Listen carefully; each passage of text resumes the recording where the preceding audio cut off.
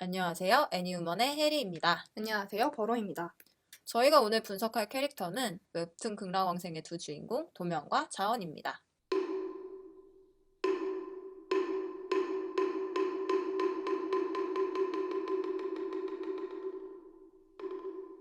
근신 처분을 받게 된 호법신 도명은 지장보살에게 인정받기 위해 독단적으로 악령 퇴치를 하러 인간도에 잠입한다.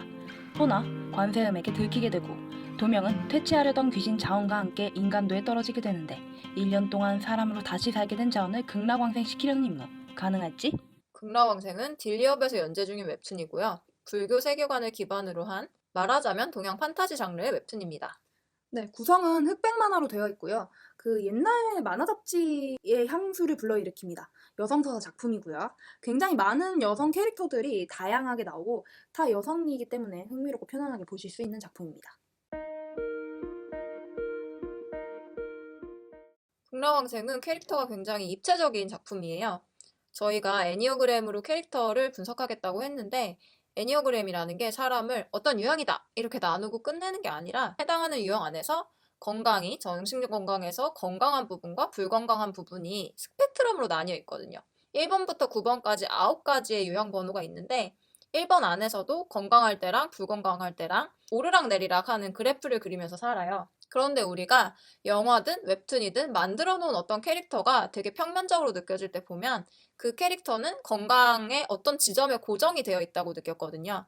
특히 악역들이 불건강한 몇 번 유형 이런 식으로.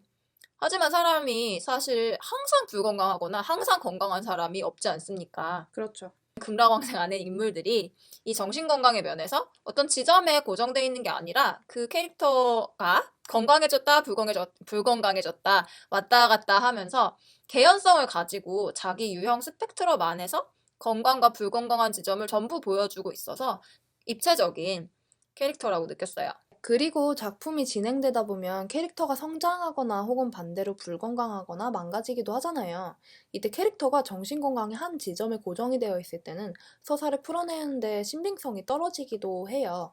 이 인간을 추하고 혹은 천박해질 수도 있고 반대로 위대하고 고결해 보일 수도 있는 그런 입체적인 부분을 다룬다는 점에서 굉장히 캐릭터 빌딩이 훌륭한 작품이 아닌가 싶습니다.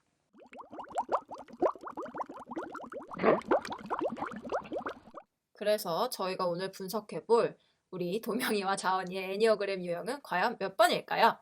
네, 도명이는 1번, 자원이는 2번입니다. 애니어그램 1번 유형이란 어떤 유형인가 먼저 설명을 하고 들어가도록 하겠습니다. 1번 유형은 개혁가라고 불리고요. 원칙적이고 목표가 분명하며 자신을 잘 통제하고 완벽주의 기질이 있다. 여기까지만 읽어봐도 정말 도명이답죠. 그리고 1번 유형들은 자신의 영향력을 사용해서 세상을 개선시키고자 하는 사명감을 가지고 있다고 해요. 강한 목적의식을 가지고 있으며 자신과 타인에게 본인의 행동을 정당화해야 된다고 느낀다고 합니다. 되게 이성적이게 느껴지는데요. 막상 1번 유형은 본능형에 속해 있습니다. 1번 유형이 왜 이성 유형이 아니냐면요. 머리로 움직이기보다는 본능으로 움직이는 사람이 본능 유형이고요. 이 본능 유형들의 밑바닥에는 기질적인 고착이 분노에서 시작을 해요. 왜 무엇에 분노하냐면 완벽하지 못한 자신과 세상에 대한 분노거든요. 왜 있다고지? 왜 이렇게 제대로 안 되어 있지? 막 이런 식으로 화를 내는 게 일본의 스타일이에요. 저희가 도명이를 처음 봤을 때는 1번인지 6번인지 헷갈린다고 생각을 했었어요. 그래가지고 두 길 중에 뭔지 제대로 한번 보자 이러고 탐구를 했는데 도명이가 1번이라고 확신하게 된 여러 가지 행동들이 있죠. 대표적으로 지장에게 인정을 받기 위해서 자기 공동체에 위험할 수도 있는 단독 행동을 막 해버린다든지. 네, 그게 되게 이 6번은 절대 안 할 행동이죠. 그 6번의 이름은 충실한 사람이거든요. 근데 그 이름에서도 알 수 있듯이 6번은 공동체를 엄청 중요시 여겨요. 그 공동체가 뭐 자기가 생각하기에 쓰레기 같다던가 아니면 자기가 그 공동체성을 느낄 수 없다던가 그렇지 않는 이상 도명이는 근데 자기가 가지고 있는 공동체에 대한 애정이 없는 건 아니거든요.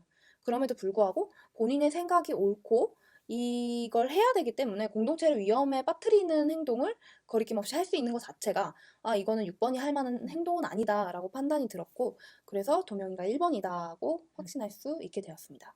또 도명이가 나오는 장면 중에 제가 가장 좋아하는 게 나는 시험을 치면 잘 쳐야 해 이러는 장면이 있어요. 근데 도명이가 여태까지 세고 냉철하고 찔러도 피 한 방울 안 나올 것처럼 굴다가 갑자기 별거 아니고 중요하지 않은 시험인데 그거를 뭐든지 간에 그게 시험이니까 하면 잘해야 된다고 하는 그 장면이 그 부분에서 갑자기 뭔가 인간적이란 말이죠. 음. 그런데 그것조차도 어떤 기준이 있을 때 거기에 맞추려고 하는 일본의 성향이라고 생각을 해요. 불완전한 자기를 창피해하는 느낌? 시종일관 불완전한 자기를 창피해하죠, 도명이는. 네. 이게 초타에서도 그런 장면이 하나 나오거든요. 그 직장에서 해서는 안 될 짓을 저질러 놓고는 되게 당당하게 걱정 마. 아, 괜찮아. 안 들켜. 이렇게 으스레를 떨다가 관세음 보살에게 들킨단 말이에요. 근데 그 도명이가 그렇게 사고를 칠 때 다른 사람들도 도명이한테 그 지적을 했거든요. 너는 자부심이 없냐? 왜 이렇게 냉정하냐? 이런 식으로 지적을 했을 때는 뭐 어때? 약간 이런 식으로 하다가 관세음 앞에서 사실 자기도 알고 있었던 거예요. 자기가 자비심인 부족한 사람이라는 것을. 그래서 그 인정을 하는 모습을 보여주죠. 저는 부족한 자입니다. 수행이 부족합니다. 하면서 눈물을 흘리며.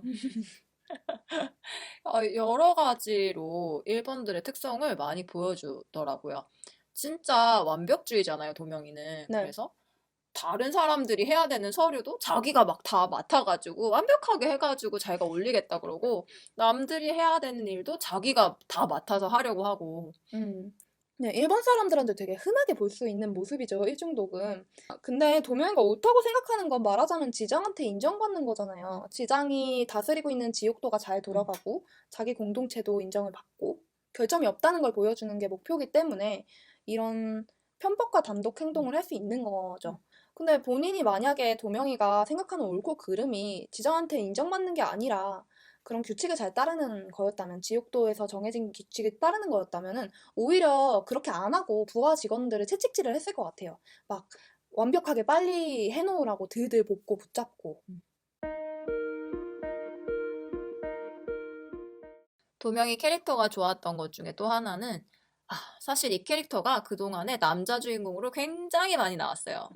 맞아요. 이런 차가운 도시 남자, 완벽하고 일밖에 모르고 그동안 누구에게도 약한 모습을 보이지 않으면서 어린 시절에 어떤 상실감을 가지고 있는데 그거를 남들한테는 내보이지 않고 그러다가 여자 주인공을 만나서 내 여자에게만 갑자기 인간되고 막 따뜻해지고 맞아. 막 숨겨져 있던 마음의 문을 열면서. 그 캐릭터로 정말 많이 생산되고 소비됐다고 생각되는데요. 네. 그런 어떤 재벌 남주들류 전부 다 그렇고 로코만 아니라 다양한 장르에서 그런 유형들이 엄청 많이 있었는데 완벽한 리더 캐릭터. 근데 도명이는 역해잖아요. 저한테는 그 차이가 되게 크고 좋았어요. 만약 도명이가 남캐였으면 결과적으로 도명이랑 자원이는 사랑에 빠지고 엔딩 막 이랬을 텐데 맞아. 아, 진짜 너무 뻔하지. 그런 차가운 도시 남자랑 헌신적이고 말괄량인 여주인공의 신데렐라 스토리는 이런 식으로 엮어서 나왔던 드라마가 거의 공장에서 찍어내는 수준으로 엄청 많이 나왔잖아요. 그냥 그런 어떤 설정 정도만 조금 달라지고. 그래서 이제 도명이가 여성 캐릭터라서 그런 식으로 소비되는 부분이 없다 보니까 저는 그게 되게 좋았던 것 같아요. 도명이는 독단적으로 굴어도 별로 꼴보기 싫지도 않고 이런 완벽주의의 멋진 리더인 여성 캐릭터가 나와서 좋았어요.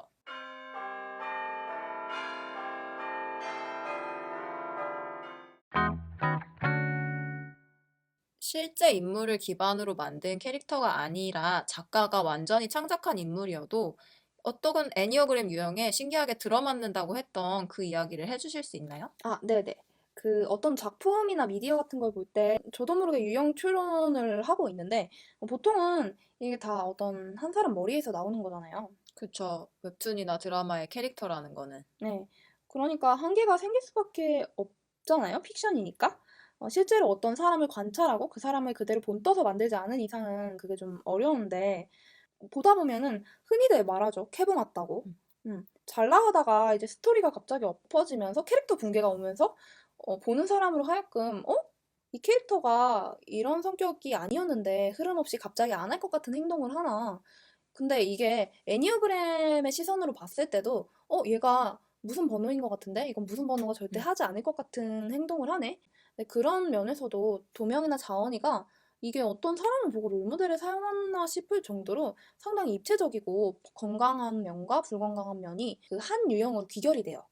그래서 그 부분이 놀랍다.